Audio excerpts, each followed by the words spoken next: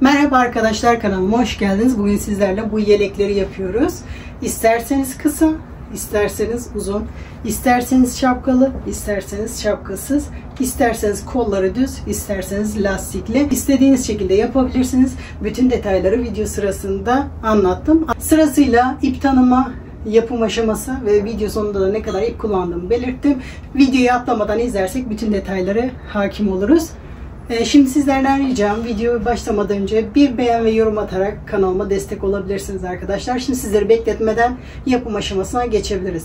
Videolarda marka sıkıntılı olduğu için artık videolarda markaları göstermiyoruz. Yurt dışında yaşıyorum. Yabancı marka kullanıyorum. Türkiye'de benzer ipleri buldukça açıklama kısmına eklemeye çalışıyorum. Sizler de bana yardımcı olabilmek için yorumlarda kullanabilecek ipleri yazarsanız hem bana hem de izleyen arkadaşlarımıza çok faydalı olacaktır. İpin özelliği %100 akrilik arkadaşlar. Bunu istediğiniz ipleri kullanabilirsiniz. Sadece ipin biraz kalın olması gerekiyor. Eğer bu kalınlıkta bir ipi bulabilirseniz istediğiniz iple çalışabilirsiniz. İplere takılı kalmayın. Mesela şöyle bir şey göstereyim.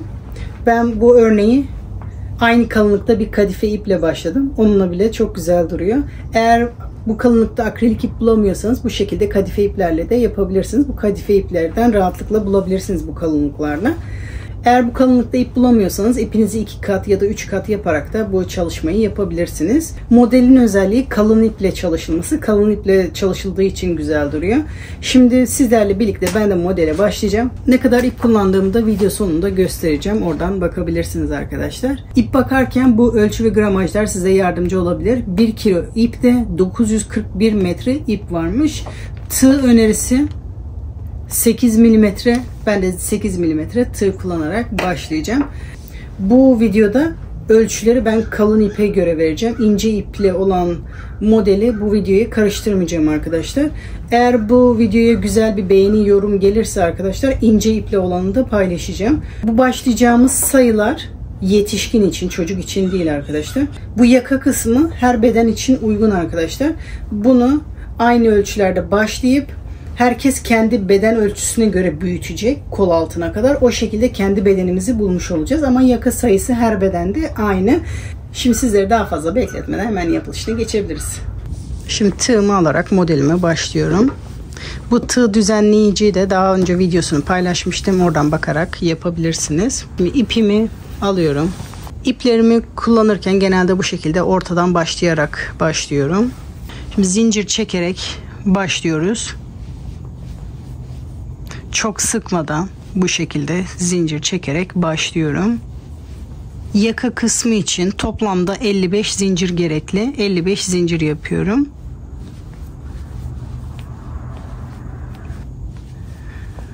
Yaka kısmı için toplamda 55 zincir çektim. Her modelde yaptığım gibi 2 zincir fazladan çekiyorum. Eğer bir yanlış saydıysam, yanlış olduysa zincirleri kullanabilmek için. Eğer fazlaysa model bitiminde sökebilirim. Ama bu yaka kısmı için 55 zinciri gerekli. Ben fazladan 2 zincir çektim. Şimdi ilk zincire bir şey yapmıyoruz. O sadece dönüş için. İkinci zincirde sık iğne yapmaya başlıyorum. Sırasıyla bütün zincirlere birer tane sık iğne yapıyoruz. Bunu yaka esnememesi için sık iğne yapıyoruz. Direkt aslında zincirin üzerine de modele başlayabilirdik. Yaka esnememesi için bu sırayı sıra sonuna kadar toplamda 54 sık iğne olacak. Bu bir tane zinciri biz dönüş için çekmiştik. Şimdi sıra sonuna kadar bütün zincirlerin içine birer tane yaparak toplamda 54 sık iğne yapalım. Şimdi sıra sonuna kadar toplamda 54 sık iğne yaptım. Hatırlarsanız 2 tane fazladan zincir çekmiştim. Onu da bu şekilde söküyorum.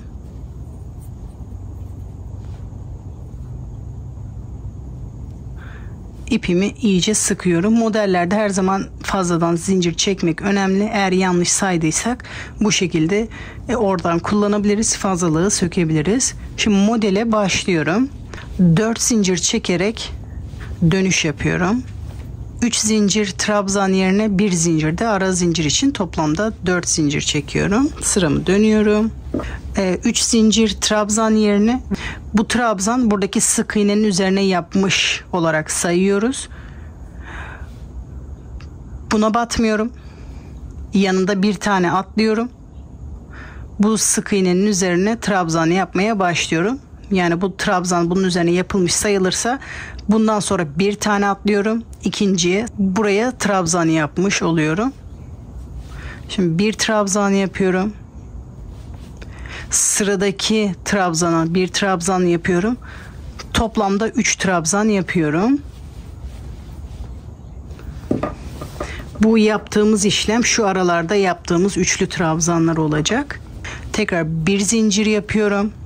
Bir sık iğne atlıyorum. İkinci sık iğnenin üzerine 3 tane trabzan yapıyorum aynı boşluk içerisinde.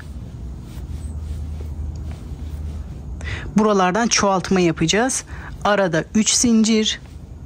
Sıradaki sık iğnenin aynı boşlukta da yapılabilir ama delik çok fazla büyük olduğu için aynı boşlukta yapmadım. Sayıları ona göre ayarladım. Sıradaki sık iğnede 3 trabzan yapıyorum. Buralar çoğaltma yerleri olduğu için bu şekilde yapıyoruz.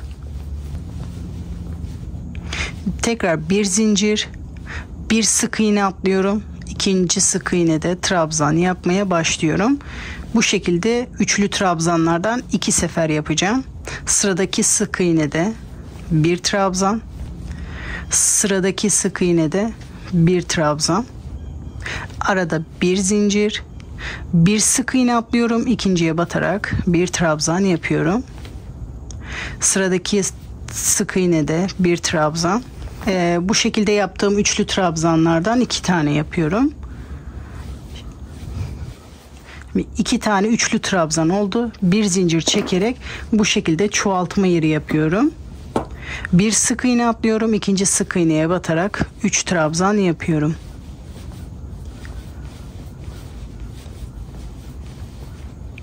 Üç zincir. Sıradaki sık iğnede 3 trabzan yapıyorum.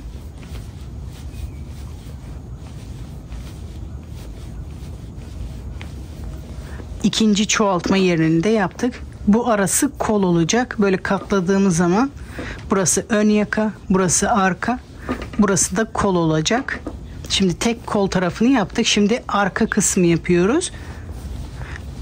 Bir zincir, bir sık iğne atlıyorum, ikinciye batıyorum. Bu şekilde üçlü trabzanlardan 4 tane olacak. Bir zincir, arada bir sık iğne atlıyorum. İkinci sık iğnenin üzerine bir trabzan yapıyorum. Toplamda farklı sık iğnelerin üzerinde 3 tane trabzan yapıyorum. Bir zincir, bir sık iğne atlıyorum. İkinci sık iğnede trabzan yapmaya başlıyorum. Toplamda 3 trabzan yapıyoruz. Bir zincir, bir sık iğne atlıyoruz. İkinci sık iğnede trabzan yapmaya başlıyoruz. Toplamda 3 tane üçlü trabzan oldu. Dördüncüyü de yapıyorum. İkinci trabzan, üçüncü trabzan, bir sık iğne, bir sık iğne atlıyorum. İkinciye batarak buradaki çoğaltma işlemini yapıyorum. Aynı boşlukta 3 trabzan.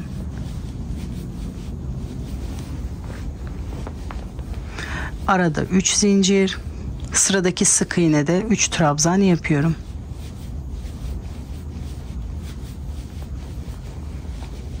Bir zincir, ikinci sık iğnede bir trabzan, yanındaki sık iğnede bir trabzan, 2 3 bir zincir, ikinci sık iğnede bir trabzan, 2 ve 3. Şimdi burada aradaki 2 tane üçlü trabzanı da buraya yaptık. Şimdi son çoğaltmayı yapıyoruz. Bir zincir, ikinci sık iğnede 3 trabzan yapıyorum.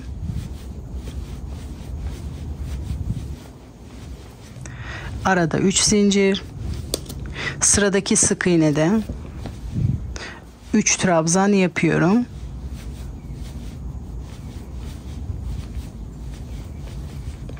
Bir zincir, bir sık iğne atlıyorum. İkinci de trabzan yapmaya başlıyorum. Toplamda 3 trabzan yapıyorum.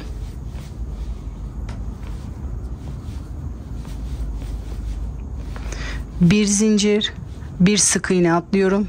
İkinci sık iğnenin tepesine batarak bir trabzan yapıyorum. Bakın başlangıçta bu şekilde bir trabzan, bir ara zinciri olarak başlamıştık. Biterken de bu şekilde bitiyoruz. Bir zincir, bir trabzan.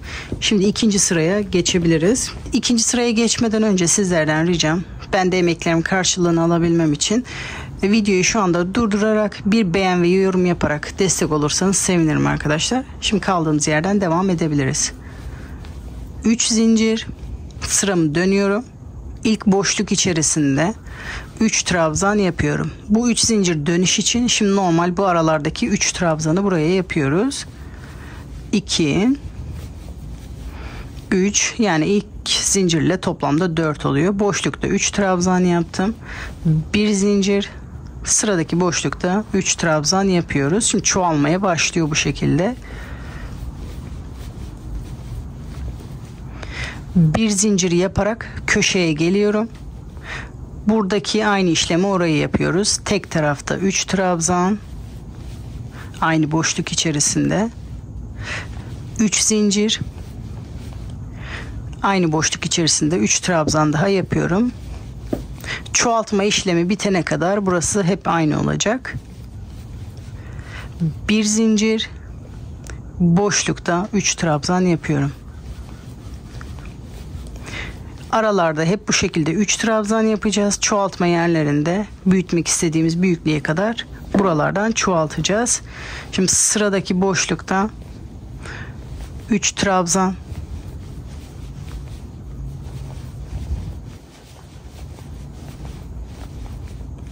bir zincir, sıradaki boşlukta 3 trabzan,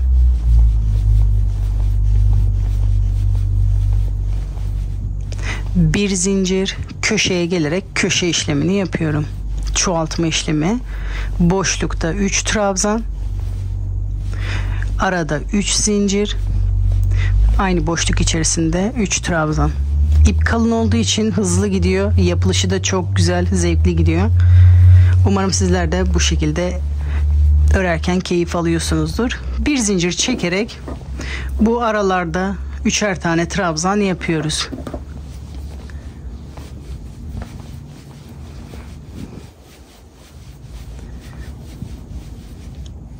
Bir zincir, sıradaki boşlukta 3 trabzan yapıyoruz. Boşlukları 3'er trabzan yaparak köşeleri de aynı bu taraftaki gibi yapıyoruz.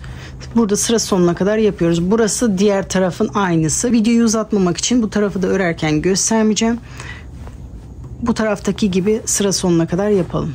Bu tarafı da aynı başlangıçta yaptığım taraf gibi örerek sıra sonuna kadar geldim. Şimdi sıra sonunda da aynı yakanın diğer tarafındaki gibi 4 trabzan yaparak devam ediyorum. Şimdi bu son boşlukta 4 trabzan yapıyorum. 1 2 3, 4. trabzanı da buradaki 3. zincirin içine yaparak kaymayı önlüyorum. Direkt boşlukta da yapabilirsiniz ama bu şekilde yaparsanız bu kaymayı önlemiş olursunuz. Bu kenarda düzgün durur. Direkt boşlukta da yapabilirsiniz. Hiçbir sıkıntı yok. Yeni sıraya aynı bu ilk sırada başladığım gibi başlıyorum. 4 zincir, sıramı dönüyorum. Bu başlangıçlar hep aynı olacak. 4 zincir çekeceğiz. Bir sırada 4 zincir, bir sırada bu şekilde 4 trabzan yaparak devam edeceğiz. Şimdi sıradaki boşluğa gelerek 3 trabzan yapıyorum. 1 2 ve 3. Bir zincir, sıradaki boşluğa gelerek 3 trabzan yapıyorum.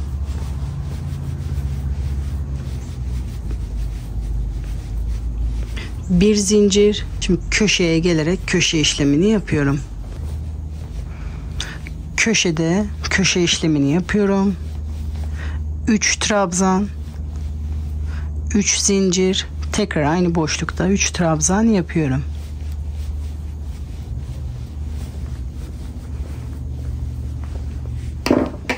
İstediğimiz ölçüye gelene kadar burada çoğaltma işlemlerine devam ediyoruz. Şimdi bu aralarda üçlü trabzanlarımızı yapıyoruz. Aralarda bir zincir, sıradaki boşlukta 3 trabzan yapıyorum. bir zincir, sıradaki boşlukta 3 trabzan. Bu şekilde köşeye kadar yapalım. Bütün boşluklara 3'er tane trabzan yaptım. Bir zincir çekip köşe işlemini yapıyorum. 3 trabzan, 3 zincir, aynı boşlukta 3 trabzan yapıyorum.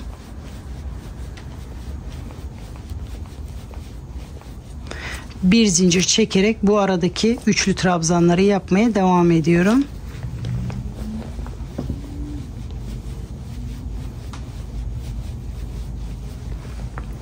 Burada da aynı bu bütün boşluklara bu şekilde üçlü trabzan yapıyoruz. Köşelere buradaki gibi köşeleri yapıyoruz. Bu tarafın aynısını bu tarafa da yapıyoruz. Sıra sonuna kadar yapalım. Şimdi sıra sonuna kadar geldim. Aynı başlangıçta yaptığım işlemi buraya yapıyoruz.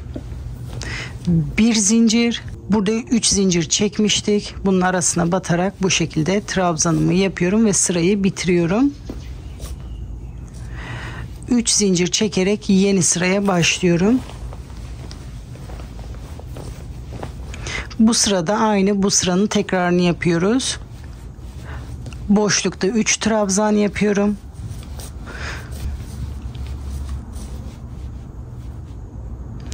Arada bir zincir, sıradaki boşlukta 3 trabzan yapıyorum. Şimdi koltuk altına kadar buralar ve köşeler her sırada aynı. Sadece sıra başlangıcında 2 sıra var. Bir sırada bu şekilde, bir sırada bu şekilde yaparak koltuk altına kadar büyütüyoruz. Şimdi bunu köşeye kadar tekrar gösteriyorum. Ondan sonra tekrar bu kısımları göstermeye gerek yok.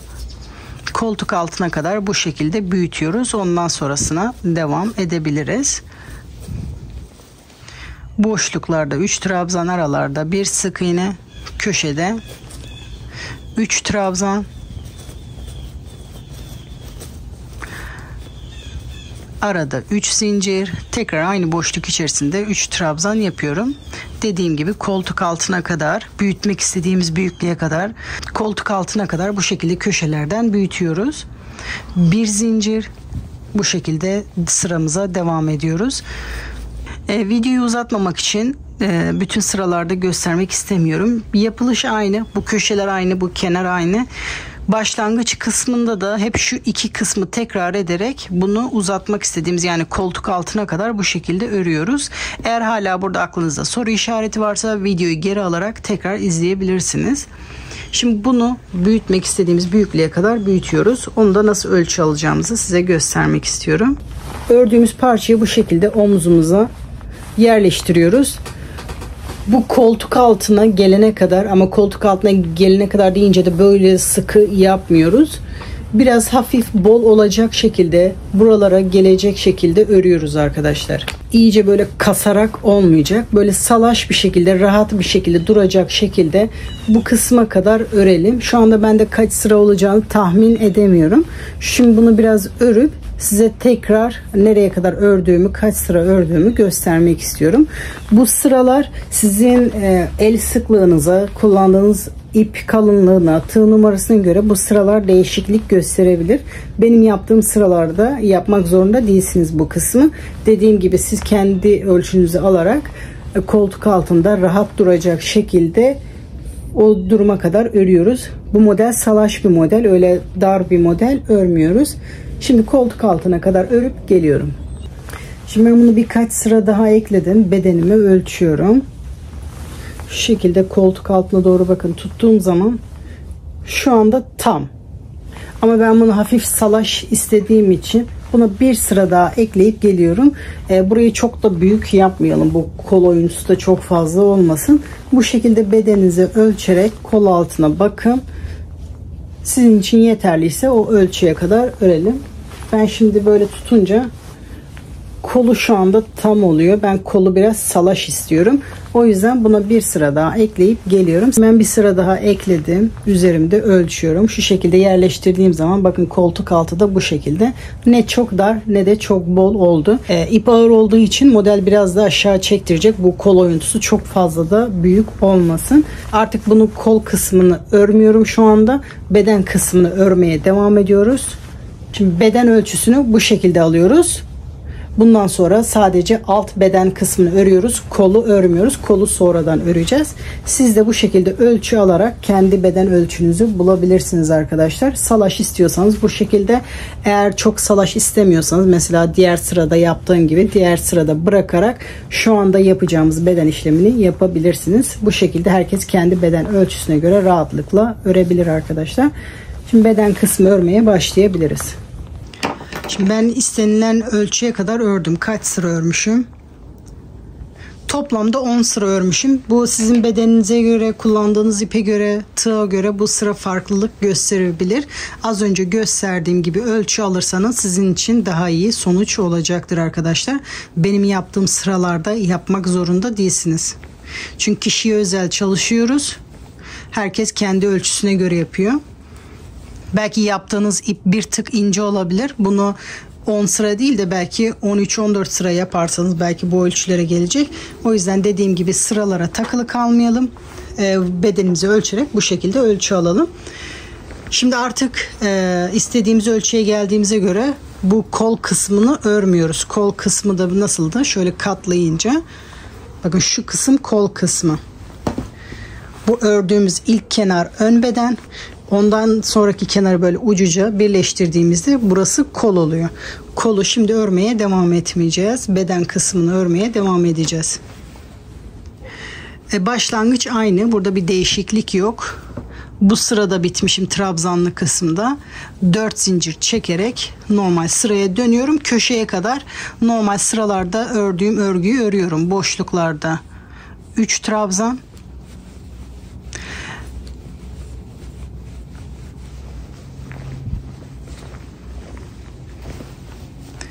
Arada bir zincir, sıradaki boşluğa giderek 3 trabzan yapıyorum.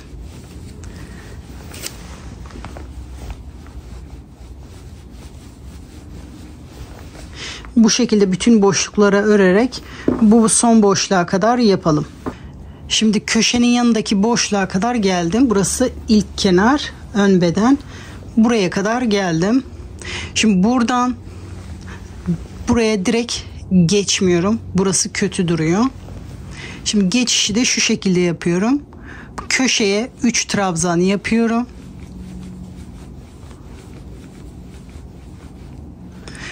Bir zincir çekiyorum. Bakın bu aradaki boşluğa yapmıyorum. Diğer köşeye geliyorum. Bakın şu anda bu köşeyi yaptım. Bu kol kısmına hiçbir şey örmüyorum. Direkt bu köşeye gelerek örmeye devam ediyorum. Bakın burası kol kısmı. Buraya örmüyoruz. Bu köşeye bir tane üçlü trabzan yaptım. Bir zincir. Diğer köşeye gelerek 3 trabzan yapıyorum. Sonrasında normal sıraya devam ediyorum. Bir zincir. Sıradaki boşlukta 3 trabzan.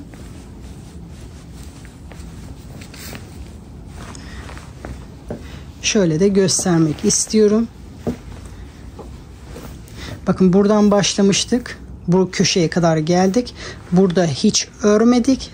Direkt köşeye başlayarak bu şekilde buradan devam ettik. Gördüğünüz gibi burası kol oyuntusu. Oraya örgü örmedik. Artık kol kısmını kestik. Sıradaki boşlukta 3 trabzan. Bu kısımlar aynı. Diğer köşeye kadar örüyoruz. Şu anda burası sırtı oluyor. Şu anda sırt kısmını örüyoruz. Bu köşeye kadar örelim. Bu kısımları da tekrar göstermeye gerek yok. Bir zincir boşlukta 3 trabzan. Köşeye kadar bu şekilde örelim. Koltuk altı burasıydı. Bu şekilde geldim. Köşeye kadar ördüm. Şu anda burası da kol.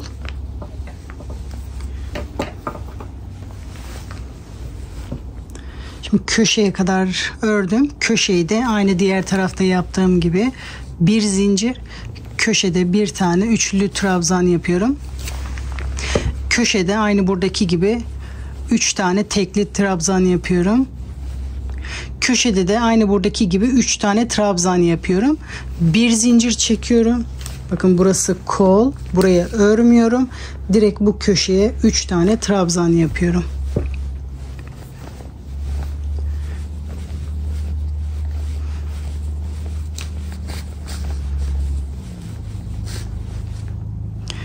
Bir zincir çekiyorum.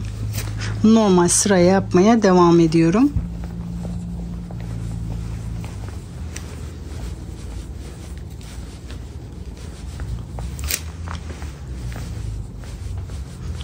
Bir zincir, boşluklarda 3 trabzan yaparak sıra sonuna kadar yapalım. Sıra sonuna kadar geldim. Burayı da bir zincir yapıyorum. Bu zincir çektiğim yerle trabzanın arasına batarak bir trabzan yapıyorum. Sıra bitişleri, sıra başlangıçları hep aynı. Şimdi buradaki gibi yeni sıraya başlıyorum. 3 zincir, yeni sıraya başlıyorum. Şu anda şu şekilde oldu. Bakın kolları kestik. Şu anda modelimiz oluşmaya başladı. Şimdi beden kısmı örmeye devam ediyoruz. Şimdi yeni sıraya başlıyoruz. Boşlukta 3 trabzan yapıyorum.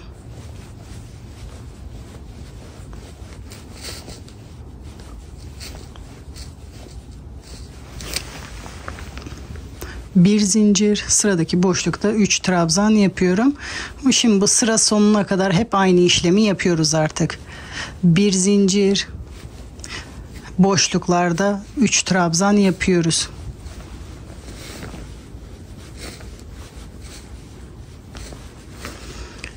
Bu aralar aynı. Koltuk altına kadar örelim. Şimdi koltuk altına kadar geldim. Burada da aynı işlemi yapıyoruz. Burası normal buralardaki yaptığımız boşluk gibi düşünelim.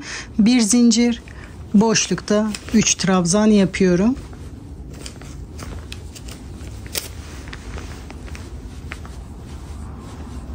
Bir zincir, sıradaki boşlukta 3 trabzan yapıyorum. Artık normal tek parça olmaya devam ediyor. Bu şekilde sıra sonuna kadar yapıyoruz. Artık sıradaki buraları da tekrar göstermeye gerek yok. Bu normal tek sıra olarak devam ediyor. Şimdi bunu sıra sonuna kadar yapalım. Şimdi modelimiz artık tek sıra oldu. Sıra sonuna kadar ördüm. Normal sırada bitirdiğim gibi bitirdim. 4 zincir çekerek yeni sıraya başlıyorum. Başlangıçlar, bitişler hep aynı. Şu iki sırayı tekrar ederek modelimizi uzatıyoruz. Bu şekilde boşluklarda 3 trabzan yapıyorum. Arada bir zincir, boşluklarda 3 trabzan. Bunu da bu şekilde sıra sonuna kadar yapıyoruz. Bakın buralar artık tek parça oldu. Bu şekilde sıra sonuna kadar yapıyorum. Şimdi sıra sonuna kadar geldim. Bakın artık tek parça devam ediyoruz. Aynı buradaki gibi sıramı o şekilde bitirdim. 3 zincir çekerek yeni sıraya başlıyorum. Bundan sonrası artık hep aynı. Şu iki sırayı tekrar ederek bunu büyütmek istediğimiz büyüklüğe kadar büyütüyoruz. İlk boşlukta 3 trabzan. Arada bir zincir. Sıradaki boşlukta 3 trabzan. Bu kısmı artık tekrar göstermeye gerek yok. Dediğim gibi o iki sırayı tekrar ederek bunu büyütmek istediğimiz sıraya kadar büyütebiliriz. Hala aklınızda soru işareti varsa videoyu geri alarak şu iki sırayı tekrar izleyebilirsiniz. Bunu istediğiniz uzunluğa kadar yapabilirsiniz. İster kısa, ister uzun. Ne uzunlukta yapmak istiyorsak o uzunluğa kadar yapalım. Ondan sonraki aşamayı göstereceğim. Şimdi siz de bunu büyütmek istediğiniz büyüklüğe kadar büyütün. Şimdi ben modelimi uzatmak istediğim uzunluğa kadar oldu mu ölçüyorum. Ölçüyorum boyu. Şu anda benim için iyi. Siz de boyunu ayarladıktan sonra sıradaki aşamaya geçebiliriz. Şimdi boy ölçüsünü aldıktan sonra sıra sonunda bir zincir çekip ipimi kesiyorum. Artık uzatma yapmayacağım. Sonra bu ipi de arkada saklıyoruz. Eğer yaka yapmayı düşünmüyorsanız direkt ipinizi kesmeden etek ucundan örmeye başlayabilirsiniz. Şimdi yaka yapmak isteyenler bu kısmı izlemeye devam edebilir. Ama yaka yapmak istemiyorsanız bu kısmı ilerletip direkt lastik kısmına geçebilirsiniz. Şimdi şapka yapmak isteyenler izlemeye devam edebilir. Eğer şapka yapmadan direkt yaka yapmak istiyorsanız direkt lastik kısmına geçebilirsiniz. Lastik yaparken buralara da lastik yaparak devam edebilirsiniz. Şimdi ben buna şapka eklemek istiyorum. Şimdi ipimi alıyorum. Gidiş yönüne göre devam ediyorum. İlk sırada şu anda bana göre düzü burası. Modelde sürekli bir ters bir düz yaptığımız için görüntü bozuk olmasın diye bu sefer de buna tersinden yapacağım. Diğer uca doğru geçiyorum. Yani bu başlangıç tarafına. Aynı yönde olması için. Bakın şu anda tersi bu yönde başlayacağım. İpimi alıyorum. Bir zincir çekerek bu boşluğa geliyorum. İlk sırada sık iğne yapmıştık. Burayı esnemesin diye. Şimdi bu sıranın devamıymış gibi görünsün diye burada yaptığımız trabzanları burada yapacağım. 4 tane trabzan yapacağım. En sonunda burada kutulu kısmı yapmışız. Şimdi bu trabzanlı kısmı yapacağım. Dilerseniz direkt böyle boşlukta da çalışabilirsiniz. Burada zincirin üzerine de çalışabilirsiniz. Boşlukta yapınca şu şekilde duracak. Onu bir göstermek istiyorum. 4 trabzan olacak ilk zincirle birlikte.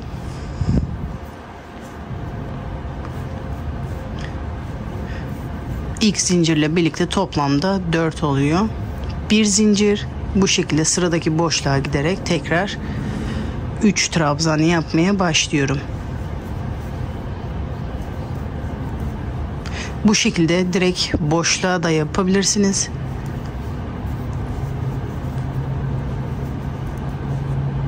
Böyle duracak.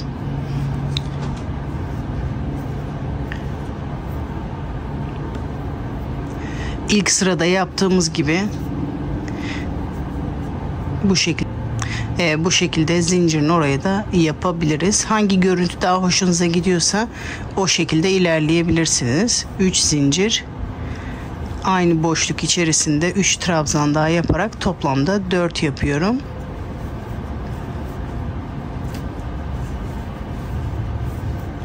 Bir zincir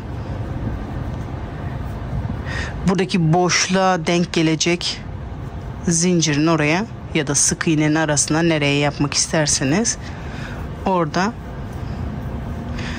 3 trabzan yapıyorum.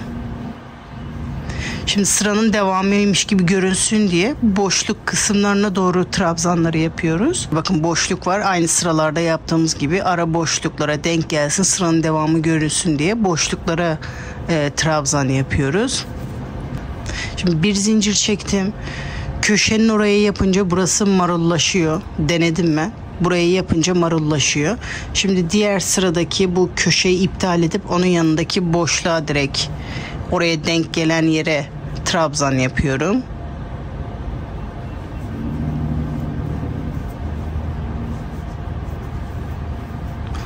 Üç trabzan aynı boşlukta. Bir zincir. Burada boşluğa denk gelen zincirin orada 3 trabzan.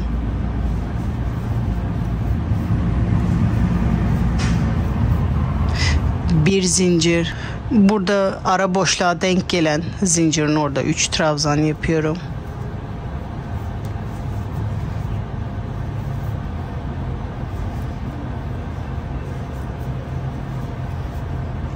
Bir zincir. Bakın tekrar bir köşeye daha geldik. Oraya batmıyorum. Bu boşluğun oraya, boşluğun oradaki zincirin üzerine 3 trabzan yapıyorum.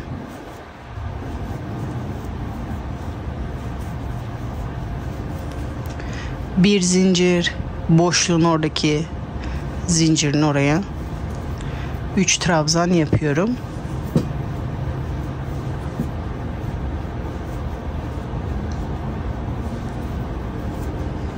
Bu şekilde düz olmasını sağlıyoruz arkadaşlar. Omuz kısmını geçtim, arkaya kadar geldim. Şimdi bundan sonrası da hemen hemen neredeyse yarısı oluyor. Aynı şekilde diğer tarafı da yapıyoruz. Bu tarafa bakarak da yapabilirsiniz. Hiç bakmaya da gerek yok. Bu şekilde sıra sonuna kadar yapıyoruz. Hep bu boşluklara batmaya çalışıyoruz. Köşelerin orada hiçbir şey yapmıyoruz. Şöyle de göstereyim. Bakın hep boşluklara batmaya çalıştım. Köşenin orada hiçbir işlem yapmadım. Buradaki boşluğa denk getirmeye çalıştım. Düz olması için. Buraya da yapınca marullaşma oldu. Ben denedim.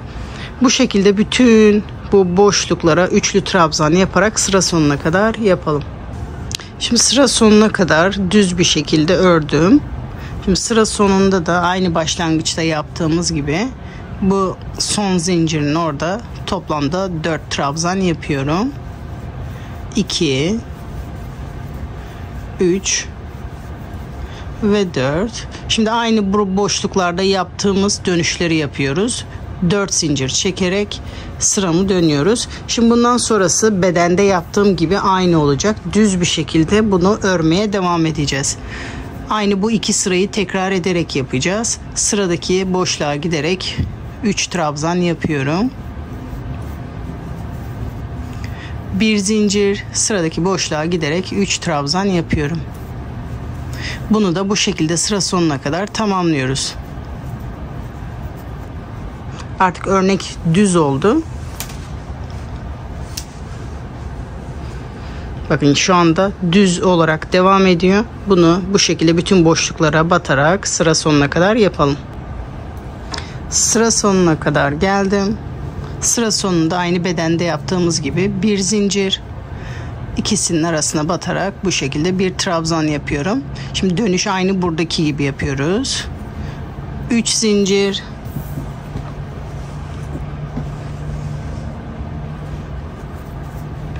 boşlukta 3 trabzan daha yaparak 3 zincirle toplamda 4 trabzan olmuş oluyor. Bakın 1 2 3 4, arada bir zincir, sıradaki boşluğa 3 trabzan yapıyorum. Şimdi burası bedende yaptığımız gibi aynı şekilde yapıyoruz. Hep şu 2 sırayı tekrar ederek bunu büyütmek istediğimiz büyüklüğe kadar büyütüyoruz. Bu şapka kısmında ne kadar büyütüyoruz? Bunu örüyoruz. Hani üzerimize giyip kafamızın üzerine gelene kadar bu kısmı örüyoruz. Toplamda kaç sıra olacağını şu anda ben de bilmiyorum. Bunu giyip kafamın tepesine gelene kadar bu sırayı örüyorum. Şimdi hep birlikte oraya kadar örelim. Sonra birleştirme kısmına geçelim. Hala aklınızda soru işareti varsa videoyu geri alarak bu 2 sırayı tekrar izleyebilirsiniz. Bunu da sıra sonuna kadar tamamlıyorum. Bunu da yapmak istediğim yere kadar yapıp geliyorum. Şimdi ben bunu bayağı ördüm. Ölçüyorum. Kafamın üstünü tam kapatmıyor. Bir sıra daha istiyor. Ben buna bir sıra daha ekleyip geliyorum. Siz de bu şekilde ölçü alarak şapkanızı ayarlayabilirsiniz arkadaşlar. Şimdi bir sıra daha yapıp geliyorum. Şapkamı benim ölçülerime göre ördüm. Şu anda tam bana göre oldu. Toplamda 15 sıra örmüşüm. Tabii bu sizin ipinize göre farklı olabilir. Bu kısım isteğe bağlı. Burayı isterseniz ipinizi uzun kesip dikebilirsiniz. İsterseniz iz sürüme de yapabilirsiniz. Burada ilk yaptığım zincirin tepesine batarak iz sürme yapmaya başlıyorum. Tek teline batarak iz sürme yapıyorum. Şu anda bunun tepesine batmış olduk. Bir yanındaki trabzanın tepesine batıyorum. Diğer trabzanın da benden taraftaki teline batarak ikisinin içinden ipimi geçiriyorum. Sonra ilmeğin içinden geçiriyorum. Arka telinden, diğer parçanın da benden taraftaki telinden bu şekilde iz sürme yapıyorum. Bir tel oradan, bir tel karşıdan. Bu şekilde ilmeğin içinden geçirerek böyle de iz sürme de yapabilirsiniz. Eğer bu görüntü hoşunuza gitmiyorsa dikebilirsiniz de, ikisi de oluyor. Şimdi ben bunu sıra sonuna kadar birleştiriyorum.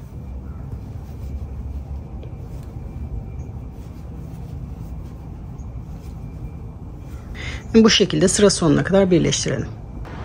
Sıra sonuna kadar birleştirdim. Sonuncunun tepesine batarak da bir iz sürme yapıyorum. İpimi kesiyorum. Sonra bunu arkada saklıyoruz. Şimdi lastik yapmaya istediğiniz yerden başlayabilirsiniz. İster köşeden, ister yan dikişin oradan, ister arkadan, istediğiniz yönden başlayabilirsiniz. Şimdi ben yan dikişin oradan başlayacağım. Lastiği yaparken bakın yüzü bana doğru o şekilde yapacağım. Bir zincir, bakın boşlukta bir sık iğne yapıyorum. 3 zincir çekerek ilk trabzanımı yapıyorum. Bu ilk sırada bu trabzanların üzerine birer tane trabzan, boşluklara birer tane trabzan, İlk sırayı bu şekilde yapıyoruz lastik yaparken. Köşeye kadar bu şekilde yapalım. Hepsinin üzerine birer tane, boşluğa birer tane.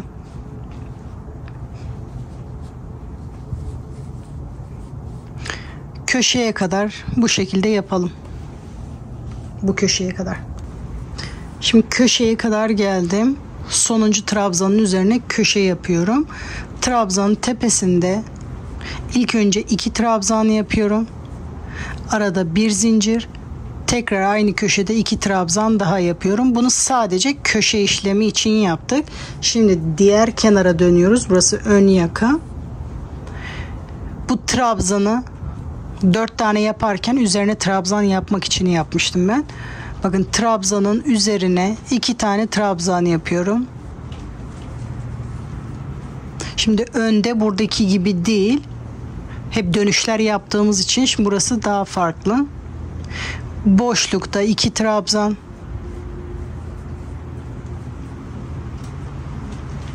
Bakın bu son trabzanın üzerine 2 trabzan yapıyorum. Boşlukta 2 trabzan. Trabzanın üzerine 2 trabzan yapıyorum. Bu şekilde şapkaya kadar örüyorum. Şapkada da aynı işlemi yapacağız. Bakın şapkanın kenarı da aynı. Buraya kadar aynı işlemi yapalım. Eğer bu yaka kısmı çok kasıyorsa burada trabzanın tepesine de bir tane yapıp ondan sonra bu trabzanın üzerine 2 tane yapabilirsiniz. Bir tane çoğaltmış olursunuz o şekilde. Bakın zincirin orada 2 trabzan. Trabzanın tepesinde bir trabzan.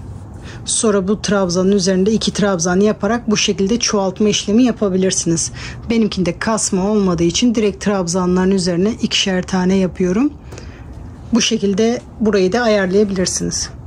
Yaka kısmına kadar geldim. Burası başlangıç kısmı. Burada sık iğne var. Direkt bu trabzanın üzerine yapınca burası biraz toparlanıyor. Bu şekilde olmaması için burada sık iğnelerin olduğu yere de batacağım.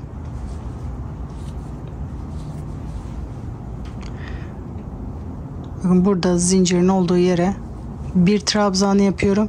Ondan sonra buradaki trabzana devam ediyorum. Burayı arayı toparlamak için yaptım. Şimdi kapşon kısmına başlıyoruz. Orası da aynı bedendeki gibi. Zincir ve trabzan olan yerlere bu şekilde 2'şer tane trabzan yapıyorum. Birleştirme noktasına kadar bu şapka kısmını da aynı şekilde yapıyorum. Şapkanın birleştirme noktasına kadar geldim. Sıradaki bakın bu trabzanlı olan yere trabzanımı yaptım. Trabzanın üzerine bu şekilde trabzan yapmaya devam edersem ortası çok boşluk kalıyor. Şimdi bu ortada bir sıra yok. İz sürümü vardı şu birleştirme noktasında. Gördüğünüz gibi 2 telleri birbirine birleştirmiştim. Şimdi bu tellere birer tane daha trabzan yapıyorum. Sıradaki teline de bir trabzan. Sonra normal sırada yaptığımız işlemi yapıyorum. Trabzanların üzerine 2'şer tane trabzan yaparak devam ediyorum.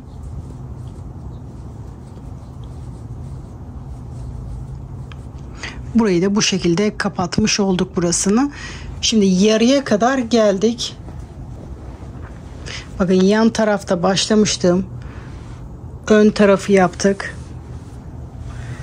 Ön tarafı bu şekilde şapkanın ortasına kadar geldik. Şimdi diğer tarafı da aynı buradaki gibi yaparak başlangıç noktasına kadar yapıyorum. Ön köşeyi aynı buradaki gibi köşe yapıyoruz. Orayı da dönerek bu başlangıç noktasına kadar yapalım. Diğer köşenin bakın zincir olarak burası. Diğer tarafta normal trabzanda, burada zincir. Aynı köşe işlemini burada zincirin tepesine yapıyorum.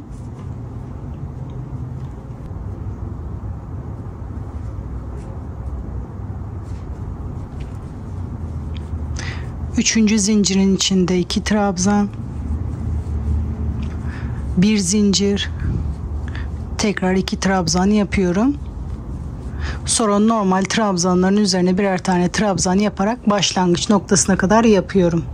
Sıra sonuna kadar geldim. Bu trabzan tepesine batarak sıramı birleştiriyorum.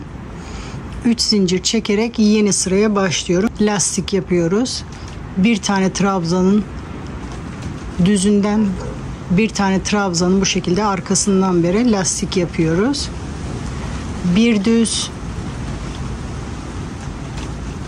bir ters. Bu şekilde köşeye kadar lastik yapıyoruz arkadaşlar. Bir düz, bir ters, köşeye kadar yapalım. Tepelerine batmıyoruz. Bu şekilde arkalarından beri batarak bu köşeye kadar lastik yapalım. Burayı köşeye kadar yaptım. Bakın köşede sonuncu trabzan böyle düz olarak denk geldi. Sizinki farklı da olabilir. Hiç sıkıntı değil. Tersten de olabilir. Bu sırada ve bundan sonraki sıraları daha rahat yapabilmek için tekrar köşe yapıyoruz. Bu sefer bir trabzan, bir zincir, tekrar aynı boşlukta bir trabzan yaparak bu şekilde ortada yapıyoruz. Burada düz olarak bitmişiz. Bunu da düzünden trabzanı yapmaya başlıyorum. Sıradaki trabzana bu şekilde tersten yapıyorum. Şimdi artık bundan sonrası yaka, şapka, etek tek parça olduğu için aynı şekilde dönerek gidiyoruz. Diğer uçta bir tane daha köşe var. Köşeye aynı bu işlemi yapıyoruz. Şimdi dönerek diğer köşeyi de bu şekilde yaparak aynı buradaki gibi birleşim noktasına kadar yapıyoruz. Hani diğer kenarlarda da göstermeme gerek yok. Artık bu tek parça oldu. Dönerek başlangıç noktasına kadar geliyoruz. Sadece bir tane daha köşe var diğer etek ucunda. Orayı da bu şekilde yapıyoruz. Sıra sonuna kadar yapalım. Sıra sonuna kadar geldim. Sonuncuyu burada arkadan beri yaptım. Böyle denk gelmedi burası. Burası tersten, burası düz, bu ortada, bu kaldı ilk yaptığım zincir. Bu trabzan tepesine bu şekilde iz sürümü yaparak sıramı birleştiriyorum. O şekilde arayı kapatmaya çalışıyorum. Denk gelmedi. Böyle birleştirince, trabzan tepesine batınca bu kaybolmadı. Şimdi bu görüntüyü engellemek için şöyle bir şey yapacağım. Gördüğünüz gibi bu sıra başındaki terstenmiş gibi oldu. Bu düz, bu ters. Şimdi bitişinde de ters bitti. O yüzden bu şekilde ilkine tekrar düz batarak bir tane daha çoğaltmış oldum. Bu şekilde de sıra denk geliyor. Sırayı birleştiriyorum. Şimdi yeni sıraya artık aynı ikinci sırada yaptığım gibi yapıyorum. Düze düz, terse ters. 3 zincir çekip düze düz yapıyoruz. Terse ters yapıyoruz arkadaşlar. Düze düz, terse ters yaparak bu lastiği istediğiniz kadar genişletebilirsiniz. Köşe aynı ikinci sırada yaptığım gibi yapıyorum. Bu şekilde bu sırayı da yapmak isteyenler yapabilir. Şimdi bunu da bitiriyoruz. Lastik kısmı da bu şekilde bitiyor. Eğer yaka yapmayı düşünmüyorsanız direkt ipinizi kesmeden etek ucundan örmeye başlayabilirsiniz. Etek ucundan başlarken de bu şekilde başlıyorum. Trabzanlı kısımda bitirdim sıramı. 3 zincir çekiyorum. Köşeyi yapıyorum direkt. Bu 3 zincir benim ilk trabzanım sayılıyor. Şu şekilde ucuna batarak bir trabzan daha yapıyorum. Arada bir zincir, tekrar aynı yere batarak 2 trabzan daha yapıyorum. Bu köşe için. Sonra sırasıyla normal beden tarafında örmeye devam ediyorum.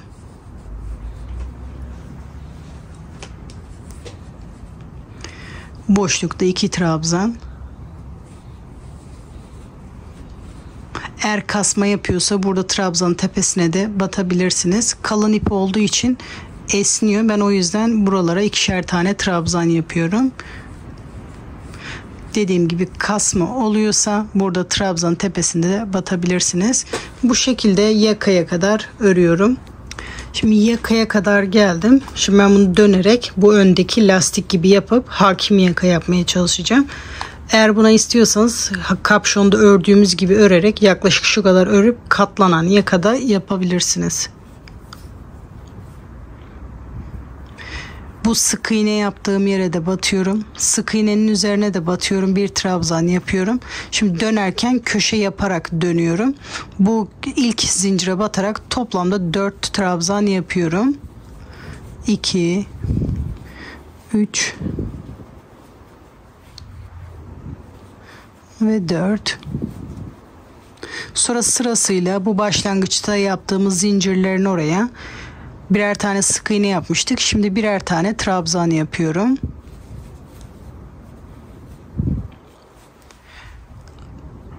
Her zincire birer tane trabzan yapıyoruz. Çoğaltma, eksiltme yapmıyorum.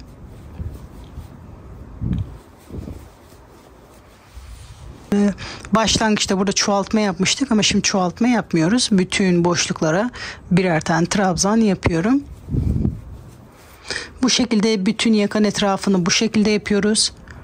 Diğer köşeyi de bu şekilde 4 trabzan, sık iğnenin üzerinde bir tane, sonra aynı bu ön yaka olarak devam ediyoruz. Diğer tarafı da aynı, yakayı sonuna kadar aynı şekilde yapıyoruz. Köşeyi de buradaki gibi 4 tane, sonra sık iğnenin de üzerine birer tane yaparak diğer ön yakayı da bu şekilde devam ediyoruz.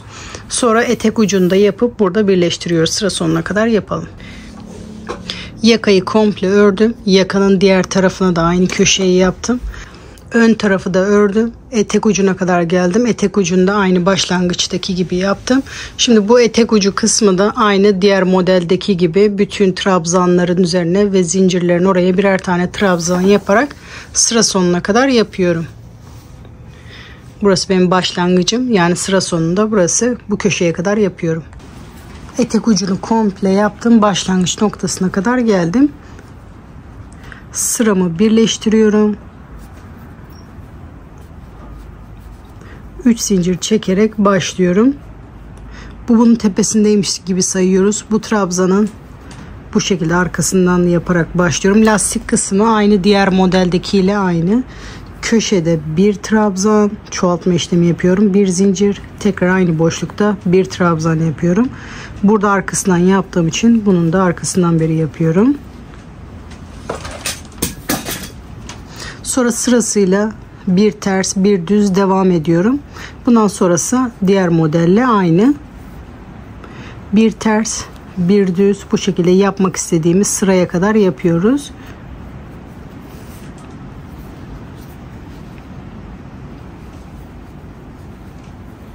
Bir ters, bir düz, bunu da bu şekilde tamamlıyoruz. Düğme eklemek istiyorsanız düğme de ekleyebilirsiniz. Arada bir zincir çekip, mesela burada düz yapmışım, burada tersi yapmayıp bunu atlayıp ikinci trabzanın orada bu şekilde trabzan yaparak devam edebiliriz. Bir ters, bir düz, diğer düğme yapılacak yere kadar bu şekilde yapabilirsiniz. Diğer sırada da lastik yapmaya devam ediyoruz. Burada yapılacak olan tersi burada zincirin içine yapıyoruz. İlk yapmadan bunu sıra sonuna kadar yapıyorum ben. Yakadaki köşeye kadar geldim. Burada zincir çekmemiştim. Bakın düz, ters. Burayı bir düz bir ters yaparak köşeyi yapıyorum. Şimdi köşeyi yaparken toplanmasın diye zincir çekmiyorum. Boşluktan 2 trabzan yapıyorum. Bir dahaki sırada bunlara da lastik yapmaya devam edeceğiz. Burada düz yaptığım için şimdi bunu da düz yapıyorum. Sonra ters olarak devam ediyorum.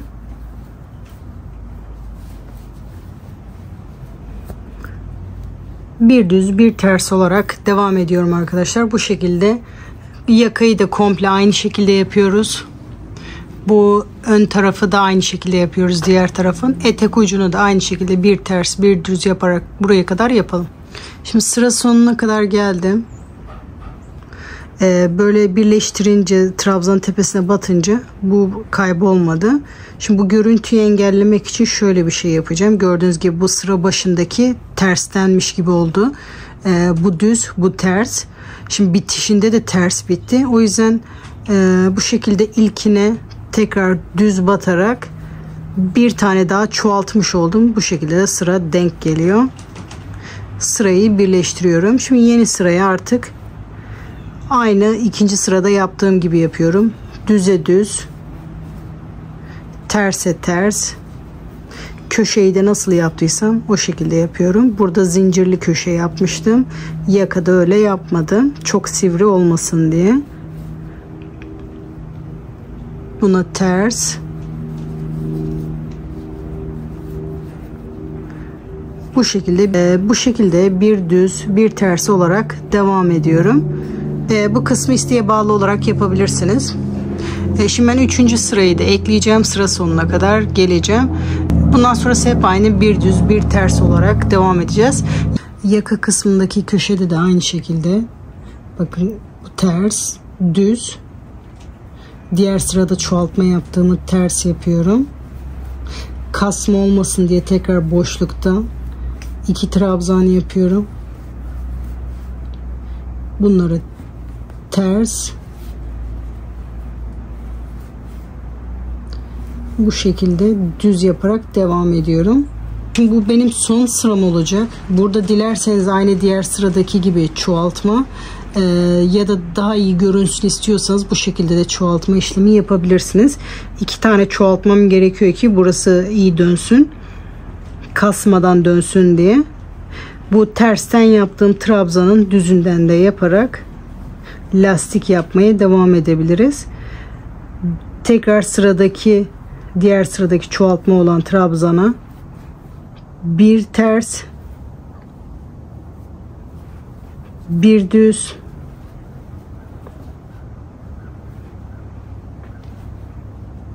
burada çoğaltma yok ama burayı lastik devam etsin diye şu şekilde buna da bir ters, bir düz, sonra normal lastik yapmaya devam edebilirsiniz. Sırasıyla bir düz bir ters yaparak devam edebilirsiniz. Hangisi daha hoşunuza giderse.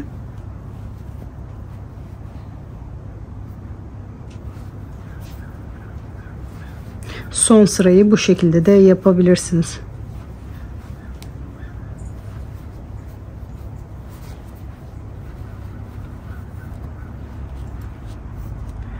Dediğim gibi bu şekilde yaparak da yapabilirsiniz.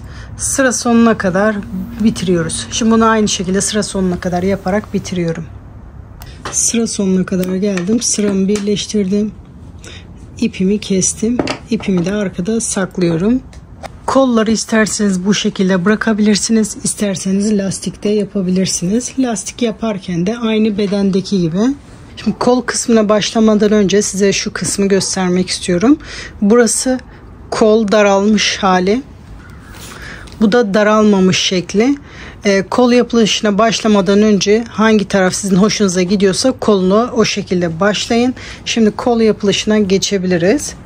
Size aradaki farkı da gösteriyorum. Bakın arada bu kadar fark var. Bayağı daralmış bir şekilde. Gördüğünüz gibi iki türlüsü de güzel görünüyor.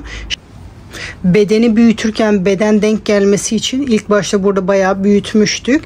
Ama onu büyütürken de kol kısmı da bayağı genişliyor. Ama kol kısmını yaparken burayı daraltabiliyoruz arkadaşlar. Şimdi kol kısmına başlamadan önce buna karar verip o şekilde başlayabilirsiniz. Ben ikisini de göstereceğim. Video aşamasında ben ikisini de göstereceğim. Siz hangisi daha hoşuna gittiyse onu karar verip devam edebilirsiniz. Gördüğünüz gibi kol altı da bu şekilde duruyor. Şimdi kol yapılışına geçebiliriz. Şimdi kol altından başlayacağım. Bir zincir.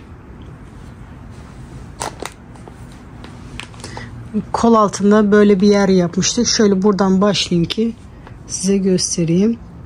Buralar düz trabzan. Onları normal üzerine birer tane yapıyoruz. Şu köşeden başlayarak size göstereyim. En son sıra düzde bitmişim. Düzü bana doğru şekilde başlıyorum. Bak köşede 3 zincir çekerek başlıyorum. Köşede 2 trabzan yaptım. Bu trabzanın üzerine 2 trabzan yapıyorum. Bu trabzanları battığım yere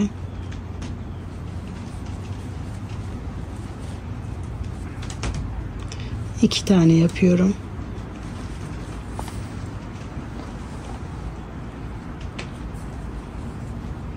Bu trabzanın üzerine 2 tane yapıyorum. Köşede 2 tane.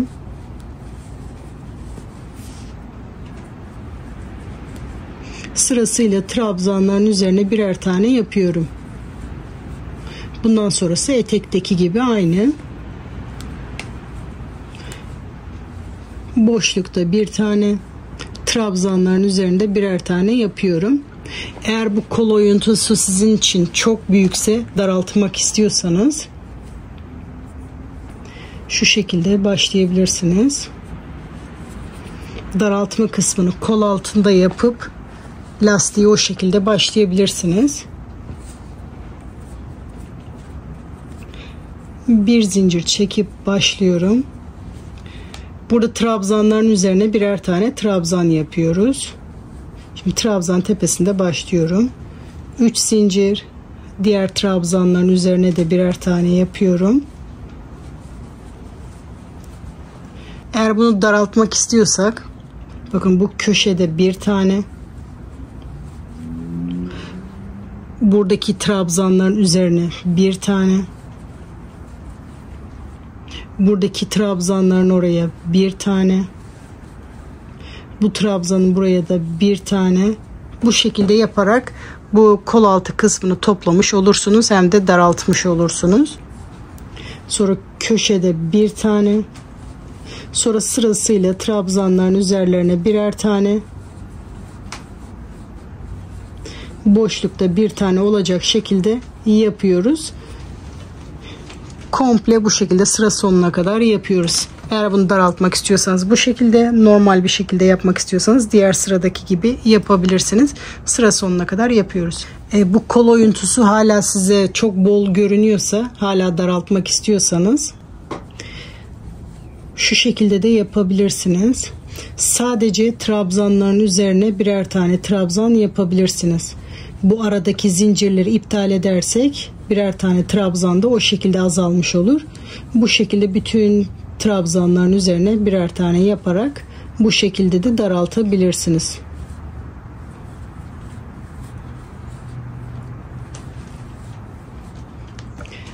Şimdi nasıl yapmak istiyorsak o şekilde sıra sonuna kadar yapalım. Sıra sonuna kadar geldim.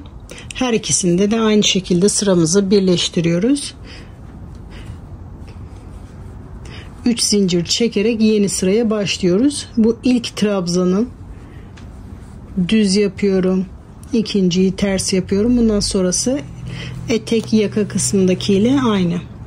Bir ters, bir düz, bu şekilde yapıyoruz. Kolu da bu şekilde tamamlıyoruz. Şu anda bu daralttığım kol. Bir ters, bir düz olarak sıra sonuna kadar yapıyoruz. Sıra sonuna kadar geldim. Trabzan tepesine batarak sıramı birleştiriyorum. Bu lastik kısmını, kol kısmını ben çok geniş yapmak istemiyorum. Bakın 3 sıra yapınca bu şekilde geniş oluyor. Kollara 2 sıra lastikle bırakacağım. Sonra ipimi kesiyorum. İpimi arkada saklıyoruz. Kolunu kesmeden yaptığımda da aynı şekilde 3 zincir çekerek yeni sıraya başlıyorum. İlk trabzanın arkasından beri bu şekilde trabzanımı yapıyorum. Bir düz, bir ters. Bu da iki kolu da ikinci sırada aynı şekilde devam ediyoruz. Bir düz, bir ters. Bunu da sıra sonuna kadar yapıyoruz. İkinci sıra aynı, bir değişiklik yok. Bir düz, bir ters olarak devam ediyoruz. Bunu da bu şekilde bitiriyorum. Lastik sıra sonunda denk gelmiyorsa, bakın mesela ilk başladığımız ters olarak görünüyor. Sonuncusu da ters görünüyor. Eğer sıra sonunda sizinki de bu şekilde denk gelmiyorsa, bu son yaptığımızda tekrar bir düz yaparak bu şekilde denk getirebilirsiniz. Bir tane çoğaltmış oluyoruz ve bu şekilde denk geliyor. Arada belli olmuyor. Bu şekilde de yapabilirsiniz. Şimdi bu kolunu daralttığım taraf. Bu da normal ölçülerde yaptığım taraf. Siz hangi taraf hoşunuza gidiyorsa o şekilde yapabilirsiniz. Bakın kesince bu kadar fark oldu. Hangisi hoşunuza gidiyorsa o şekilde yapabilirsiniz. Modellerin yapılışı bu kadar arkadaşlar. İkisi de güzel oldu. İki modeli de dilediğiniz gibi yapabilirsiniz arkadaşlar. Yapım aşamasında bütün detayları gösterdim. Umarım size faydalı olmuştur. Bu kısa yeleği yaparken yaklaşık 500 metre kadar ip gitti. Bu yeleği de yaparken yaklaşık 970 metre kadar ip gitti. İpimde 941 metre ip vardı. Son bu etek lastik kısmını yaparken son sıraya ip yetmemişti. Diğer ipimden de birazcık daha kullanmış oldum. Eğer son sırayı yapmasaydık bir ip komple buna yetiyordu. Bu kapşonsuz olduğu için, bir de daha kısa olduğu için buna az ip gitti. Bu daha uzun ve kapşonlu olduğu için buna daha fazla ip gitti. Dediğim gibi bu lastiği, 3. sıra lastiği yapmasaydı ipim tam yetecekti. İkisinin de yapılışı bu kadar arkadaşlar. Umarım sizler de izlerken keyif almışsınızdır. Sıradaki videolarda görüşmek üzere. Hoşçakalın.